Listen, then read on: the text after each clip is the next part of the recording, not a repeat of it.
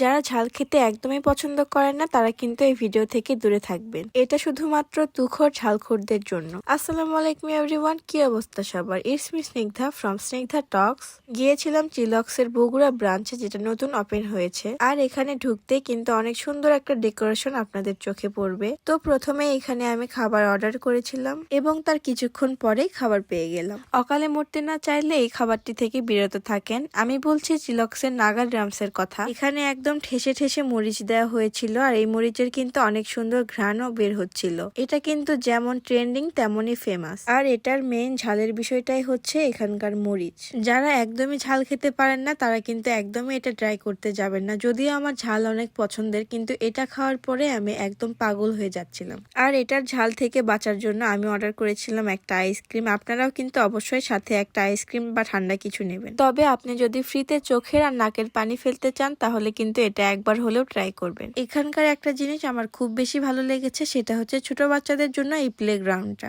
আপনারাও কিন্তু আপনাদের পরিবারের ছোট সদস্যদের নিয়ে এখানে এনজয় করতে পারবেন। আজকের ভিডিও এখানেই শেষ করছি। ভালো থাকবেন সবাই, সুস্থ থাকবেন, আর আমার পেজটি ফলো দিয়ে অবশ্যই আমার পাশে থাকবেন। আল্লাহ হাফেজ।